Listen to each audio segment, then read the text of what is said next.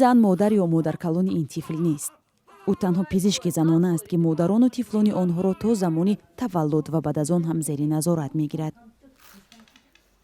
Махфират Бадалова инак 36 сол боз рӯзи худро бо суҳбату машварат бо занони ҳомилаву зоймон карда ва муоинаи кӯдакони навзод шом мекунад. Духтур агар ки бошӣ, ту дар ҳеҷ ҷо ҳам дар хонаям вақт надорӣ, албатта муроҷиат мекунад наздикон, ҳамсояҳо, хишу таборон, ҳама ба ту ба як дардашона мебиёянд. ӯ ҳоло дар маркази саломатии шаҳрии рақами 13 дар маркази пойтахт кор мекунад. ба ҳайси табиби собиқадор ба ин назар аст ки пизишкон дар баробари табиб будан бояд инсони раҳмдилу меҳрубон бошанд. Якум бор вақте ки зан мебиёд, ҳеҷ вақт ба тамом сирри дилашро гӯем ё ки вай намегӯяд ба духтур. Вай оҳиста оҳиста метавонад. Ҳастанд ки якбор мебиёянд, дарҳол ба ту дарди дилашро мегӯяд.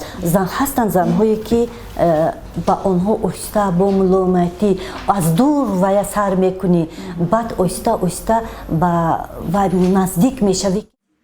Махфират Бадалова ин ҳама солҳои тӯлонӣ ки ҳамеша бо занон кор кардааст, мегӯяд ҳеҷ гоҳ аз ин касб пушаймон нест, зеро аз эҳтироми хоса бархурдор аст. Дар маҳалло агар ки дар маъракаҳо равӣ, ҳатман духтурро дар боло мешинонанд ва албатта аллакай савол дар ҳамон ҷа сар мешавад дар байни маҳалла, дар байни занҳо ки духтурҷон, ман як проблема дорам, ман пеши шумо биёям. Албатта мо бо инҳо агар ки ношинос бошад мепурсанд, пурсон мешаванд, ҷӯён мешаванд, адреса мефаҳманд ва ба назди мо ба қабул мебиёянд ва агар ки ягон зарурият бошад, мо дар ҳамон ҷа ба онҳо тавсия метиҳем агар муроҷиат кунанд.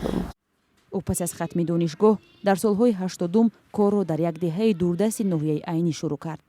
То имрӯз қиссаҳои зиёдеро дар ёд дорад.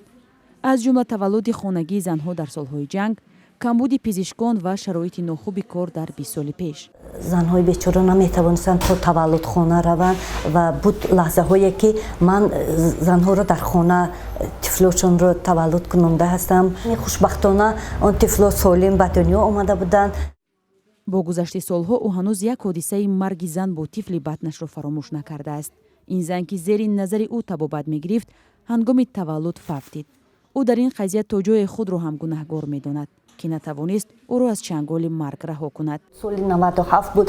Ман номи вайро, фамилияшо, адресаша, дар куҷо чӣ хел таҳлилҳо ба супорида буд, кай меомад пеши мо, ҳар лаҳзаи вай ман хаёл мекунам ки ман тамоми умр вайро фаромӯш намекунам, занро. ӯ ба ҳайси як зани табиб андешаҳоеро ки духтурон вобаста ба ҷайби бемор бо ӯ муносибат мекунанд нодуруст медонад ва мегӯяд ҳар амали некро подоше ҳаст. Барои духтур ман фикр мекунам ки аввал саломати зан дар кора. Вақте ки якум бор вай ба назди мо мебиёяд, ба назди духтур, якумин фикри мо вай бо кадом сабаб мебиёяд ба назди мо, якумин фикри мо ин чӣ тавр ба ӯ ёрдам расондан, ёрӣ додан ки тавонем то ки ба қадри имкон ба он зан ёрӣ расонем ки вай аз ин дард раҳо ёбад, агар ҳомила бошад тифли солимро ба дунё биёрад. бо вуҷуди ин ки 2 соли пеш ба нафақа баромад, аммо ҳанӯз ҳам кори худро идома медиҳад. мегӯяд таҷрибаи ҳудудан 40 солаи худро ба ҷавонон меомӯзад.